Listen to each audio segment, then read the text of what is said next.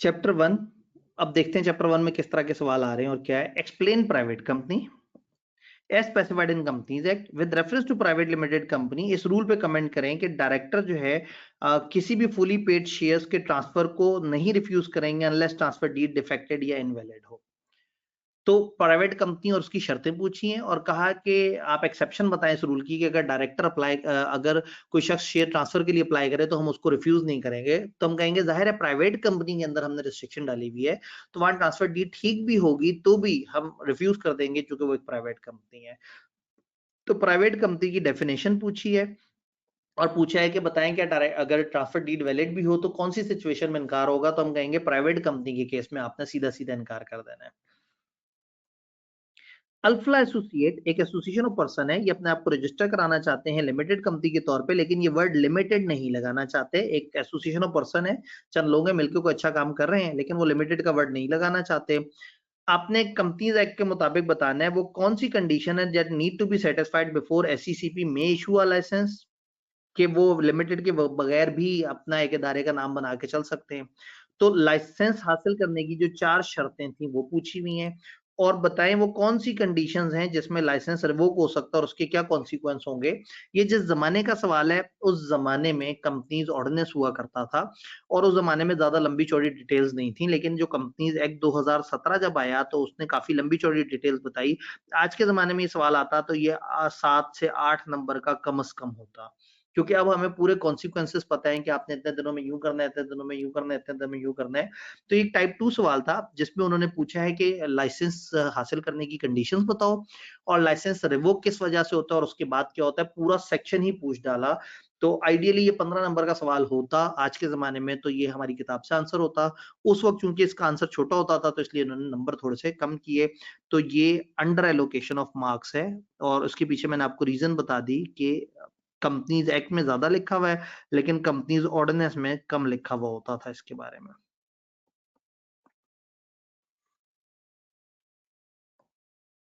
Identify the situation specified under the Companies Act in which a company shall be considered to be a subsidiary of another company। एक company दूसरे की subsidiary कब मानी जाएगी? लो जी, इन्होंने subsidiary company की definition पूछ ली। Board of director of sunrise private limited plan कर रहे हैं कि वो फंड्स रेज करें 80 मिलियन के जनरल पब्लिक से ताकि वो अपने प्रोडक्शन कैपेसिटी वगैरह को मीट कर सकें।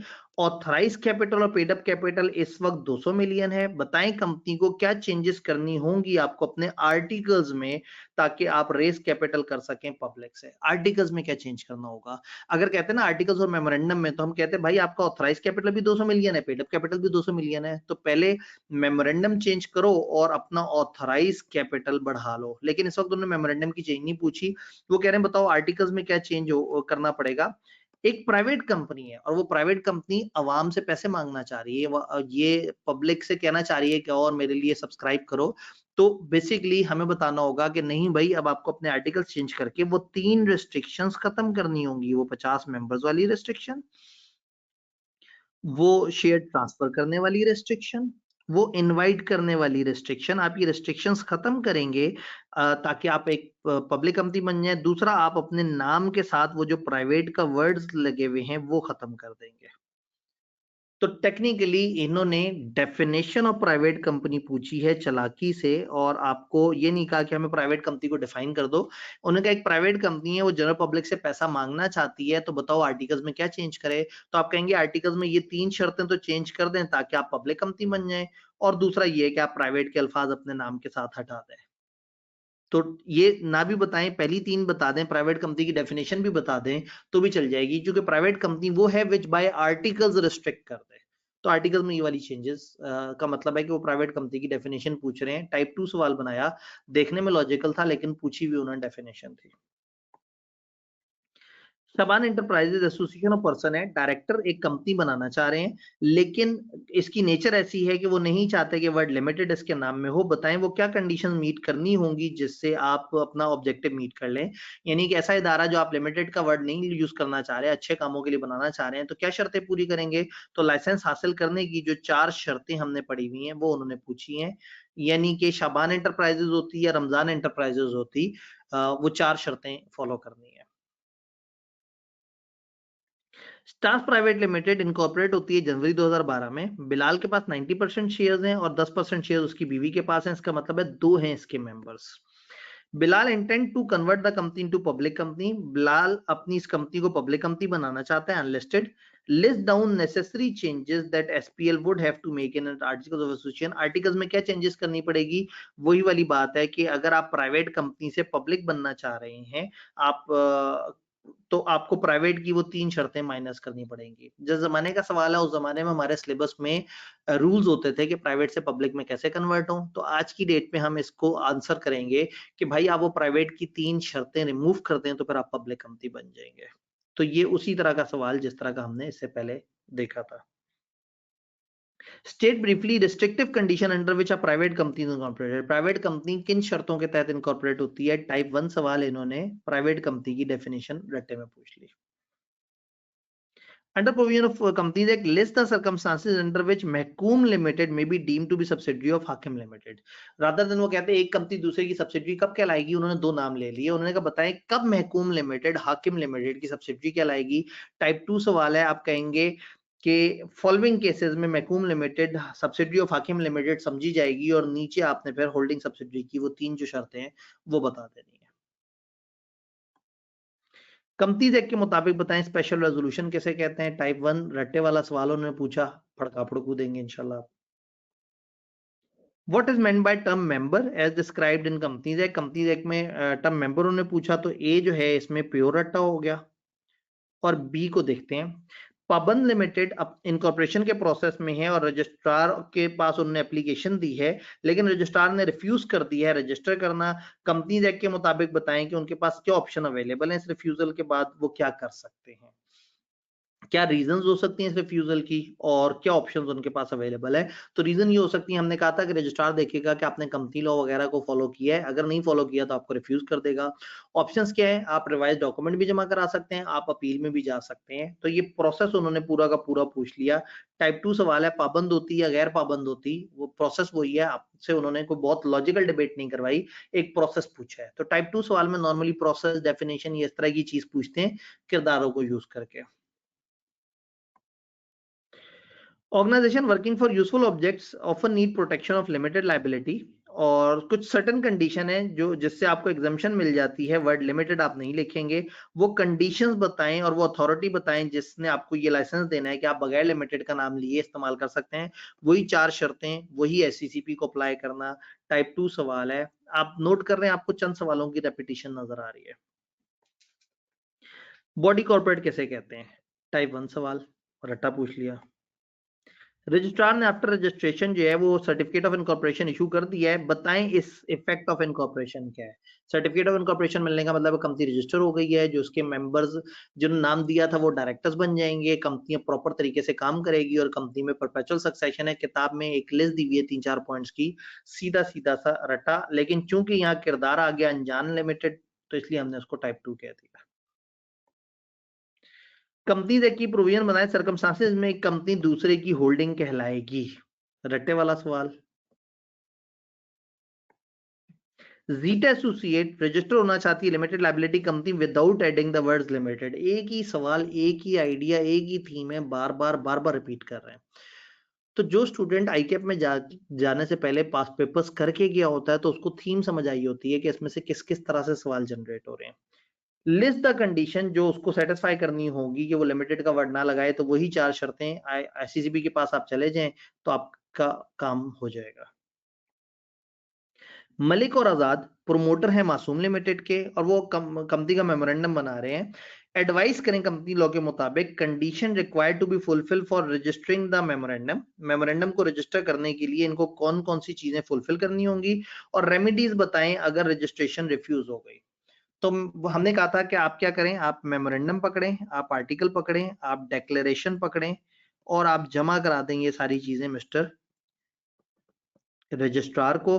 और रजिस्ट्रार अगर रिफ्यूज करेगा तो आप उसको रिवाइज डॉक्यूमेंट जमा कराएं, आप अपील में भी जा सकते हैं। तो वो सारी बात आपने यहाँ पे इनको बतानी है। टाइप 2 सवाल है, उन्होंने आपसे प्रोसेस पूछ लिया। मास्टर लिमिटेड इक्विटी इन्वेस्टमेंट करती है बास लिमिटेड में। कंपनीज एक्ट के मुताबिक बताएं वो क्या शर्तें होंगी जिसमें मास्टर जो है वो अब्बास लिमिटेड की सब्सिडरी बन जाएगी या होल्डिंग बन जाएगी। टाइप 2 सवाल। Under provision of companies act discuss how a person may become member of company. Member की डेफिनेशन पूछ ली तो पार्ट ए जो है वो क्रैमिंग वाला बन गया 1। Registrar, after registering the memorandum and articles of association, has issued certificate of incorporation to Shabazz Limited। एक कंपनी का ऑथराइज कैपिटल 300 मिलियन का है। कंपनीज एक्ट के मुताबिक बताएं इस रजिस्ट्रेशन का इंपैक्ट क्या होगा। इफेक्ट ऑफ रजिस्ट्रेशन पूछा हुआ है तो पार्ट बी जो है वो हो गया टाइप 2 सवाल। इफेक्ट ऑफ रजिस्ट्रेशन पूछा है कंपनी के नाम से। License of Cancer Research Association issued under Section 42 of Companies Act was revoked by SCCP। SCCP ने एक इदारे का लाइसेंस कैंसिल कर दिया था क्योंकि उसके अफेयर्स गलत तरीके से चल रहे थे। Briefly discuss the effect of revocation of licence on CRA member and officer. अगर ये लाइसेंस रिवोक होगा तो इसका उनके ऊपर क्या इफेक्ट आएगा। आपको पता है लाइसेंस रिवोक होने के बाद डोनेशन रोक देनी होती है और फिर कंपनी की वाइंडिंग अप और वो सारे प्रोसेस के लिए अप्लाई कर देना होता है। तो टाइप 2 सवाल उसमें इन्होंने कैंसिलेशन ऑफ या रिवोकेशन ऑफ लाइसेंस के बाद का प्रोसेस पूछ लिया। Identify any 4 criteria on the basis of company formed under Section 42 of Companies Act differs from any other limited liability company। 4 वो बातें बताएं जिसमें जो डिफरेंस है। तो सादा कंपनी में और नॉट फॉर प्रॉफिट। तो नॉट फॉर प्रॉफिट की 4 शर्तें आपको याद है। एक शर्त ये है कि डिफाइंड ऑब्जेक्ट होगा। तो आप कहें बाकियों में डिफाइंड ऑब्जेक्ट नहीं होता, इसमें डिफाइंड ऑब्जेक्ट होता है। फिर उन्होंने कहा था कि हम मेंबर्स को डिविडेंड नहीं देंगे। वहां ऐसा नहीं होता, मेंबर्स को डिविडेंड दे सकते हैं। उन्हें कहा था कि हम पैसा सिर्फ ऑब्जेक्ट्स की प्रमोशन में लगा सकते हैं, बाकी कंपनियां किसी भी जगह लगा सकती हैं। फिर इसके नाम के साथ लिमिटेड नहीं लगाना होता, जबकि यहाँ ऐसी कोई शर्त नहीं है, लगाना होता है। ये नहीं लिखेंगे कि ये कंपनी पाकिस्तान के बेस्ट इंटरेस्ट में होगी या ये अगेंस्ट नहीं आएगी, जबकि वो आ सकती है। तो 4 में से 3 बातें तो आपको वहीं से मिल गई। एक बात आप खुद से भी लिख सकते हैं, बाकी आप लिखना चाहें तो ये SCCP को अप्लाई करती है, वो नहीं करती। ये ऐसे होती है, नॉट फॉर प्रॉफिट होती है, वो कुछ भी हो सकती है। तो सेक्शन 42 वाली कंपनियां पहली दफा सारे पास पेपर में पहली दफा आपने देखा है उन्होंने किसी टॉपिक को सेक्शन नंबर से पुकारा है कि सेक्शन 42 वाली कंपनी। तो ये सेक्शन नंबर आपने याद रखते हैं। सेक्शन 42 का मतलब हमेशा होगा एसोसिएशन नॉट फॉर प्रॉफिट।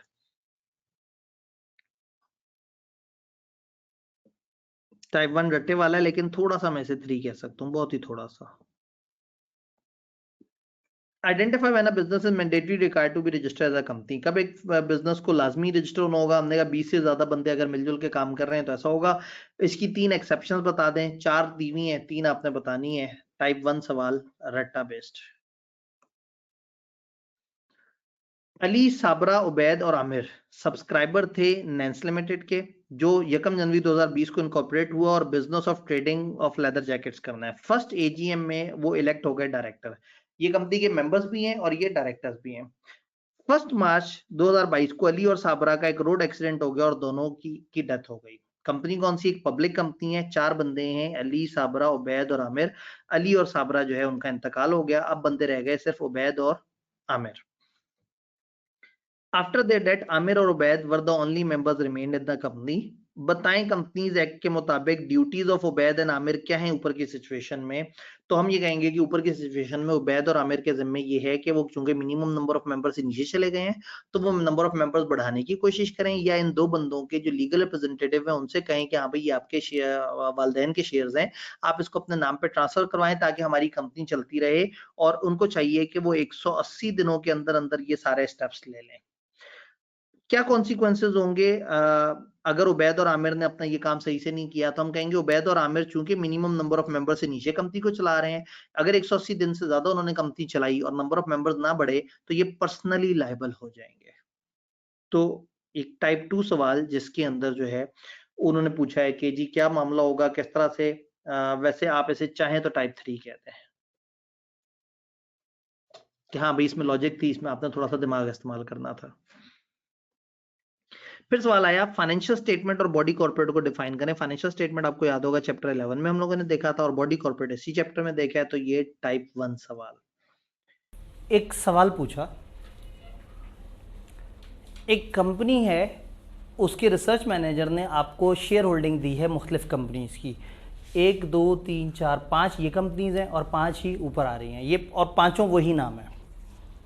इन 5 कंपनियों ने इन 5-6 कंपनियों में इन्वेस्टमेंट की हुई है। हर शेयर का 1 वोटिंग राइट है, मतलब उन्होंने सादा एक समरी बनाए ये बताने के लिए कि डीएल और बीपीएल के दरमियान क्या रिश्ता है और सीपीएल और एएल के दरमियान क्या रिश्ता है। मैं सवाल को और पेचीदा कर देता हूँ, मुझे बताएं इनमें से कौन कौन किसकी होल्डिंग और कौन कौन किसकी सब्सिडरी है। टाइम आपके पास है, बैठे न्यूमेरिकल करें। बस टेबल आपके सामने आ गया। मैं पहले समझा दूं इस टेबल को पढ़ना कैसे है। ये कंपनी का नाम है, ये इसका शेयर कैपिटल है। एप्रीकॉर्ड लिमिटेड एएल के 10,000 शेयर्स हैं, बीपीएल के 20,000 शेयर्स हैं, इसके 3 लाख शेयर्स हैं, इसके 4 लाख शेयर्स हैं, इसके 50,000 शेयर्स। ये 10,000 शेयर्स 3,000 सीपीएल ने खरीदे हुए, 3500 डीएल ने खरीदे हुए और 3500 ईएल ने खरीदे हुए। समझ रहे हैं इसको कैसे देखना है। इस 20,000 में से 10,200 एएल ने लिए हुए, 2,000 इसने लिए हुए, 3,800 इसने लिए हुए और 4,000 सीपीएल है। इसके 3 लाख के 3 लाख शेयर्स खरीदे हुए हैं अदर्स ने। अब अदर्स को हमने कुछ लेना देना नहीं है, हमें तो ताल्लुक है ये इन 5 का इन 5 से। इस 4 लाख में से 288 सीपीएल के पास हैं और बाकी इसके पास हैं। इसको आप इग्नोर कर सकते हैं, आप इस कॉलम को इग्नोर कर सकते हैं। अब सवाल ये है कि इनमें से कौन कौन किसकी होल्डिंग है। अच्छी तरह से तसल्ली से, अच्छी तरह से तसल्ली से, जवाब इतना सीधा नहीं है। कौन कौन किस किस की होल्डिंग बन रहा है, इसको करें वर्किंग बना के करें, एरो बना के करें, जैसे भी, लेकिन आपने ढूंढना है कौन कौन किस किस का क्या। बस रूल जहन में रखना है कि 50% शेयर्स डायरेक्टली या इनडायरेक्टली दोनों तरह से होते हैं और इनडायरेक्टली में आपकी लेयर्स भी आ जाती हैं।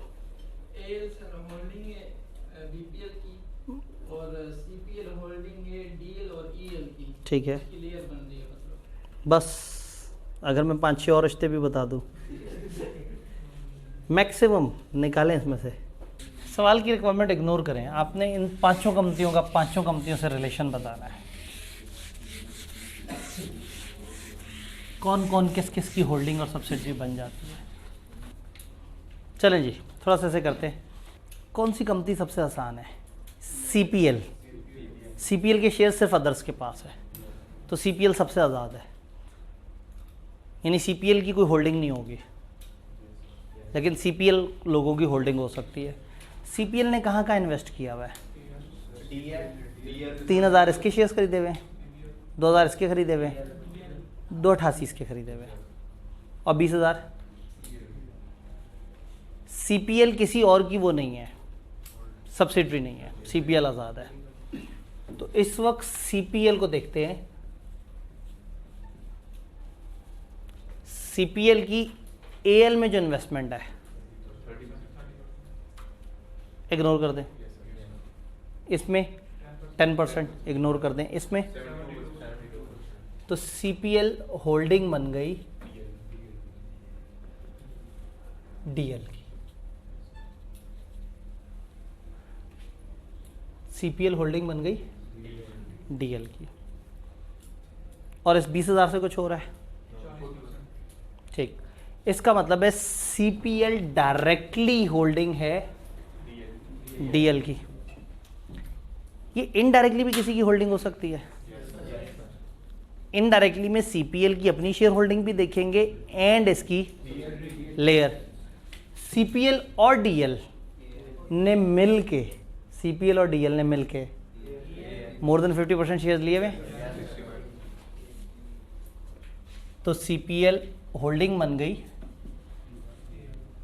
एएल की इनडायरेक्टली वाले रूल से। अच्छा, ये लेस है, ओके, ये 100%, तो ईएल की भी होल्डिंग बन गई, ये सब्सिडरी बन गई। क्योंकि ईएल भी आपकी सब्सिडरी बन गई और एएल भी बन गई और डीएल भी बन गई, तो सीपीएल इन तीनों के साथ मिलके अगर किसी कंपनी के आधे से ज़्यादा शेयर्स खरीद ले,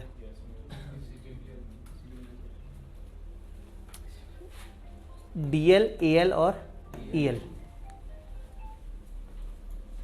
एएल यानी बीपी को छोड़ के ये और ये, इन चारों ने मिलके अगर कहीं खरीदा हुआ हो, एक ही बच गई, ये वाली, और इसके सारे के सारे शेयर्स। तो CPL होल्डिंग बन गई BPL की भी, ऐसे ही है, BPL की भी होल्डिंग बन गई।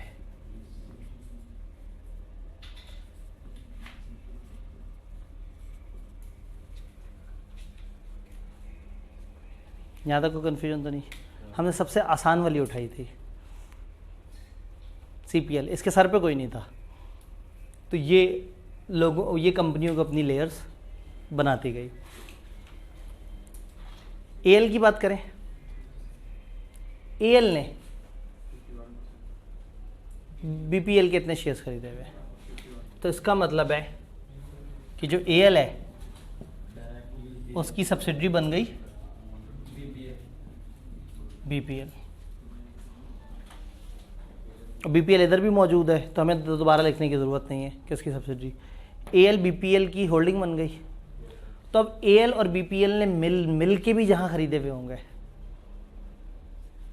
वो भी सब्सिडी बन जाएगी। AL और शुगर इन्होंने मिल के कहीं और नहीं लिए हुए। AL की कहानी ख़त्म हुई।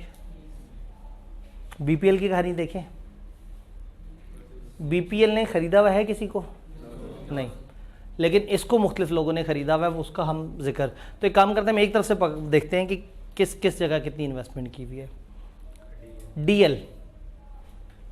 DL ने वो डायरेक्टली होल्डिंग नहीं बनी, होल्डिंग नहीं बनी, EL होल्डिंग बन गई।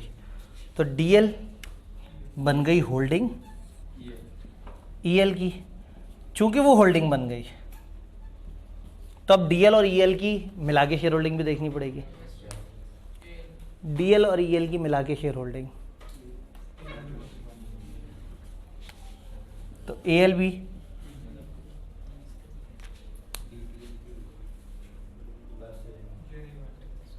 ये नहीं है, ये DL EL हो गया और AL हो गया। DL EL और AL ने मिलके क्या क्या किया हुआ है? DL AL DL और EL, ये बच गई, BPL बन गई, BPL बन गई।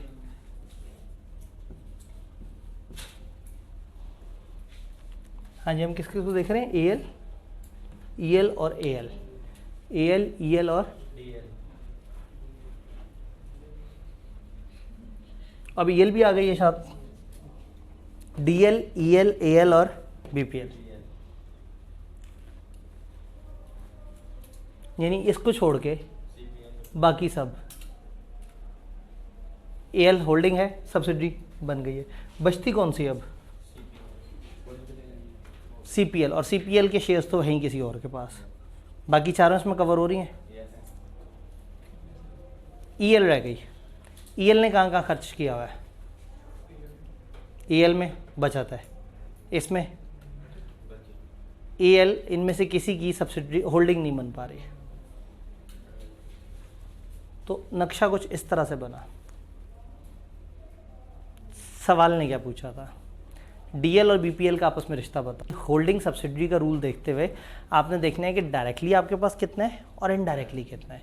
इनडायरेक्टली का मतलब है आपकी लेयर्स के पास कितना है, तो अपना और लेयर्स को जोड़ के अगर 50% से ऊपर चले गए तो आप होल्डिंग बन जाएंगे। ये एक खूबसूरत सा सवाल है कि आपने पूछा था। रिश्ता किससे पूछा है? DL और BPL का आपस में, DL और होल्डिंग सब्सिडरी का रिलेशन है। CPL और AL,